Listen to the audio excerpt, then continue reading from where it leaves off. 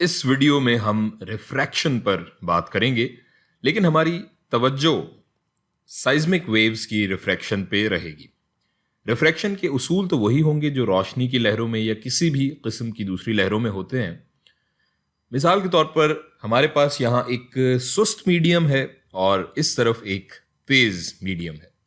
हमारा सुस्त मीडियम किसी किस्म का माया या लिक्विड होगा और तेज मीडियम किसी किस्म की कोई ठोस शय या सॉलिड मटेरियल होगा, और ये इन दोनों मीडियम के दरमियान की सरहद। अब अगर एक पी वेव सीधा इस मीडियम में सफर करती आ रही है और वो सीध में उमूदी समत में इस सरहद पे टकराती है, तो तेज मीडियम में ये और तेजी से इस सिम्त में, जिस सिम्त में ये आ रही थी, जाएगी।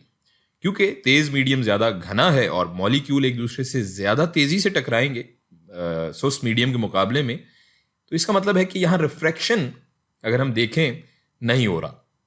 रिफ्रैक्शन तब होता है जब कोई लहर डिफ्लेक्ट हो जाती है, उसकी समत तब्दील हो जाती है, या दूसरे लफ्जों में दूसरे मीडियम में दाखिल होकर इसकी समत में तब्दीली वाक़ हो जाए। सो फिलहाल ये पी वेव रिफ्रैक्ट नहीं कर रही, लेकिन अगर ये लहर सीध में आने की बजाय इस एक मखसूस जाविये पे आए तो क्या होगा। हम रिफ्रैक्शन के फंडामेंटल प्रिंसिपल्स या बुनियादी उसूलों को जानते हैं कि जब कोई लहर लेस डेंस या कम कसीफ मीडियम या सुस्त मीडियम से मोर डेंस या ज्यादा कसीफ मीडियम या तेज मीडियम में दाखिल होती है, तो वो नॉर्मल या इस सरहद की समत की तरफ मुड़ जाती है। और जब कोई लहर तेज मीडियम से सुस्त मीडियम में दाखिल होती है, तो वो नॉर्मल या इस सरहद से, जो मीडियम की सरहद है, इस सरहद से परे की समत में मुड़ जाती है। तो ये हमने कुछ रिफ्रैक्शन का आधा कह लें या रिविजन कह लें हमने की। अब देखते हैं कि जब आवाज की लहरें जमीन से गुजर रही हों तो क्या होगा।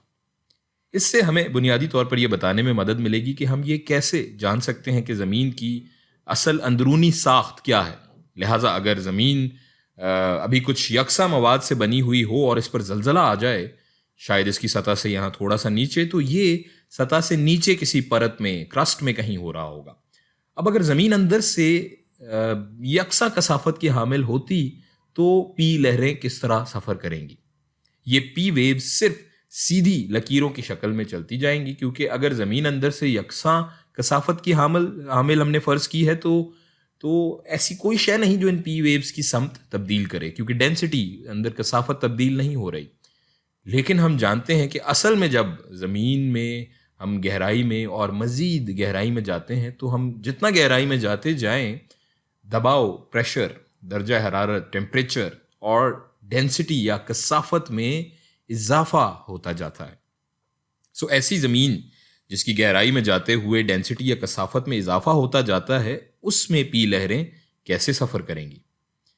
इस सूरत में अगर हमारे पास जलजला आए, फर्ज करें इस मकाम से, तो जो लहरें सीधी नीचे जा रही हैं एक परपेंडिकुलर या एक सीधी डायरेक्शन में, वो तो सीधी नीचे जाएंगी, लेकिन जो लहरें कुछ जाविये पर आ रही होंगी, वो जैसे जैसे नीचे जाती जाएंगी या नीचे आती जाएंगी, तो वो मुड़ने लगेंगी, रिफ्रैक्ट होने लगेंगी, उनमें रिफ्रैक्शन होगी, और कुछ इस तरह से ये पी वेव्स यूं अंदर जाते हुए इस तरह रिफ्रैक्ट होते हुए यूं फैलती जाएंगी।